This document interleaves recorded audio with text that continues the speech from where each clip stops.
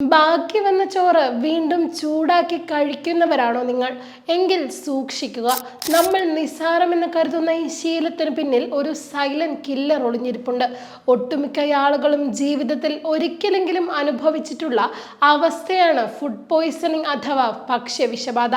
ഭക്ഷ്യവിഷബാധ തടയുന്നതിനായി കൃത്യമായി കൈ കഴുകുക, പച്ചമാംസം മുറിക്കുന്നതിനായി പ്രത്യേക ചോപ്പിംഗ് ബോർഡ് ഉപയോഗിക്കുക, പച്ചക്കറികൾ കൃത്യമായി കഴുകുക തുടങ്ങിയ അടിസ്ഥാന ശുചിത്വ കാര്യങ്ങൾ നമ്മളൊക്കെയും ശ്രദ്ധിക്കാറുമുണ്ട്.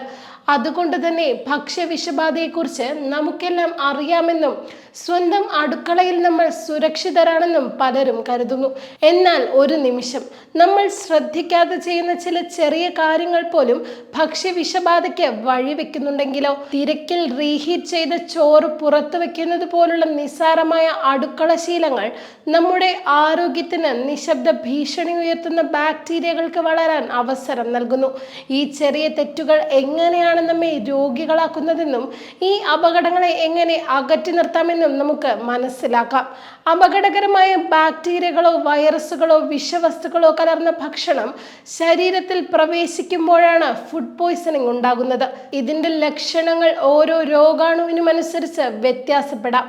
ഉദാഹരണത്തിന്, വീണ്ടും ചൂടാക്കിയ ചോറിൽ കാണാൻ സാധ്യതയുള്ള ബാസിലസ് സെറിയസ് എന്ന ബാക്ടീരിയ ഭക്ഷണം കഴിക്കുന്നതിന് മുൻപ് തന്നെ വിഷവസ്തുക്കൾ ഉൽപ്പാദിപ്പിക്കുകയും മണിക്കൂറുകൾക്കുള്ളിൽ പെട്ടെന്നുള്ള ഛർദിക്ക് കാരണമാവുകയും ചെയ്യാം.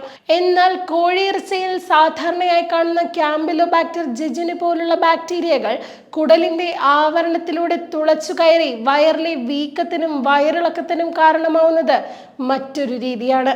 രോഗാണുക്കൾ തമ്മിലുള്ള ഈ വ്യത്യാസം കാരണം വയറിലെ അസുഖങ്ങൾക്ക് ഡോക്ടർമാർ സാധാരണയായി ആന്റിബയോട്ടിക്കുകൾ നിർദ്ദേശിക്കാറില്ല.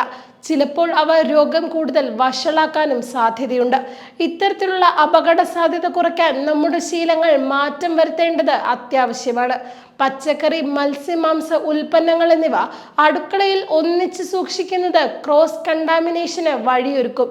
അതുപോലെ പകുതി മാത്രം വേവിച്ച ബർഗറുകൾ പോലുള്ള മാംസാഹാരങ്ങൾ കഴിക്കുന്നത് അപകടകരമാണ്.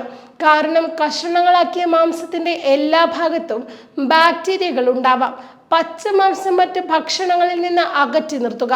പാചകം ചെയ്ത ഭക്ഷണം വേഗത്തിൽ തണുപ്പിക്കുക. ബാക്കി വന്ന ഭക്ഷണം 2 മണിക്കൂറിനുള്ളിൽ ഫ്രിഡ്ജിൽ വെക്കുക. ഭക്ഷണം ശരിയായി വേവിക്കുക എന്നിവയെല്ലാം സുരക്ഷ ഉറപ്പാക്കാൻ അത്യാവശ്യമാണ്.